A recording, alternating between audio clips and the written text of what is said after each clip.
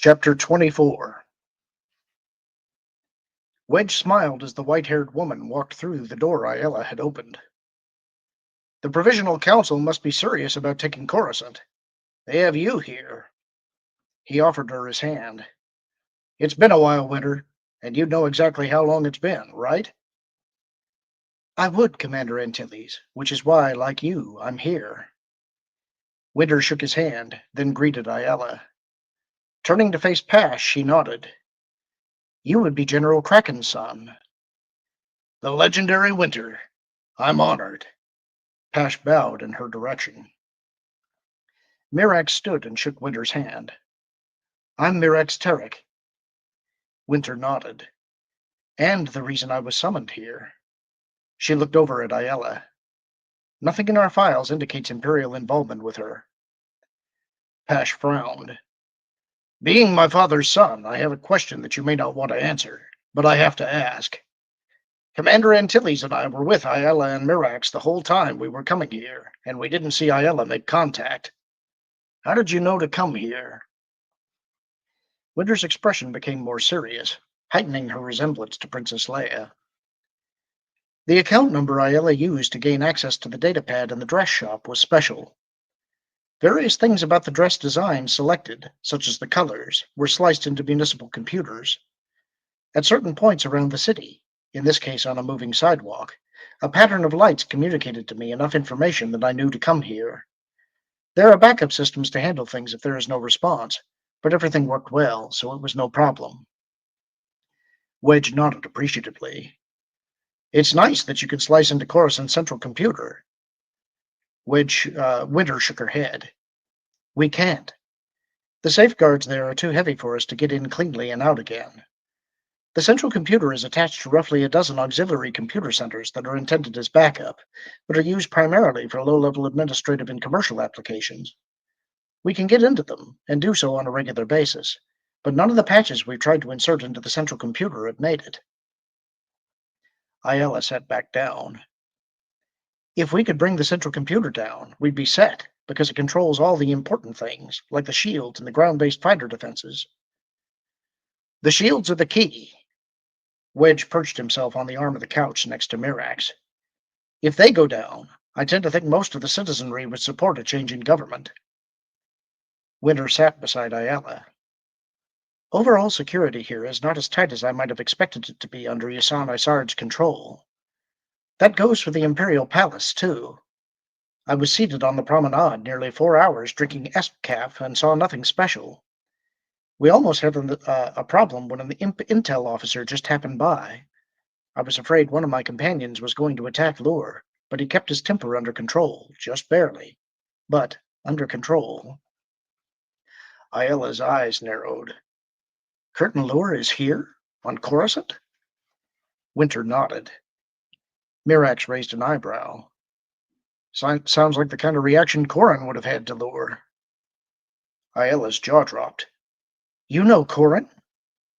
Mirax looked up and stared blankly at Ayala for a moment, then blinked with astonishment. Both women then turned to Wedge. Corrin's here? Mirax asked.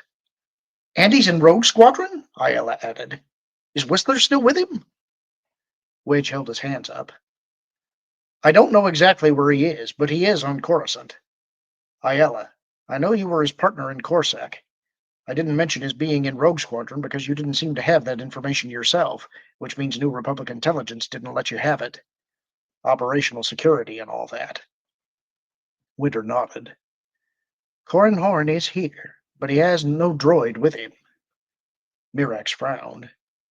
How did you know Whistler was a droid? 2 years ago, Corrin Horn ran from Corsac taking an X-Wing and an R2 unit with him. He was spotted as a prospect then, but we lost track of him. A year and a half later, he joins Rogue Squadron, implying he has great skill as a pilot. That implies practice flying while he was on the run. This means he kept his R2 unit, so I decided Ayala's question was about a droid, since X-Wings have notoriously little capacity for dragging pets or other people around in them. Mirax sat back. You're good. Thank you. Wedge winced. Corrin's here with Arisi. Mirax growled. The Bacta Queen. Ayala glanced at her. The way you said that. But you're Booster Terrick's daughter. You and Corin couldn't be. We're just good friends. Ayala laughed. Not the first time I've heard that said in exactly that way. The stories I could tell you. Without Corin here to defend himself, I don't think that's a good idea. Wedge looked over at Winter. Mirax's exit identity was blown by the imps, leaving her stuck here after she dropped off what was probably the rest of my squadron. All of them, even Oral. They're in Invisisec, or at least that's where I left them. Thanks. What we're trying to determine is if the imps picked Mirax up at random, or if the security on this operation has been blown. Any problems with Corin and Arisi? None. Winter thought for a second. I had a team watching them for the first couple of nights to see if any imps showed an interest in them, but that turned out negative. Those teams were shifted to monitor imp sweeps in Invisisec. They seem to be picking up Gamorreans and Corin, but no one is certain why. As Winter spoke, staccato flickers of color outside prompted Wedge to look towards one of the windows. Bright flashes of red and green blaster bolts lit the thoroughfare outside. He studied the tableau for a moment, trying to make sense of it. Then his jaw dropped as his brain sorted out what he was actually seeing. Everyone down! Having no time to explain his warning shout, he grabbed onto the arm of the couch and wrenched it over backwards. Mirax's hand shot out to both sides as she fought to balance herself, with her left hand locking in a death grip on Pasha's shirt front.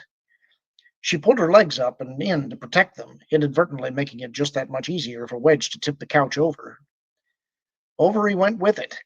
He slipped to the side, ducking in towards Mirax, barely managing to pull his left leg into safety. His hands came up to cover his head, and he expected a nasty bash when he hit the floor, but that was the least of his worries. I hope the couch will be armor enough. Outside, the speeder bike he had seen flying towards the window finally hit. It broadsided the wall of transparisteel with a solid thump, bursting through to spin into the room. The rider went one way, and the speeder bike the other, between them sowing a glittering rain of lethal crystalline shrapnel throughout what was supposed to be, ironically enough, a safe house. And that's the end of the chapter. Hope you enjoyed it. Talk to you soon.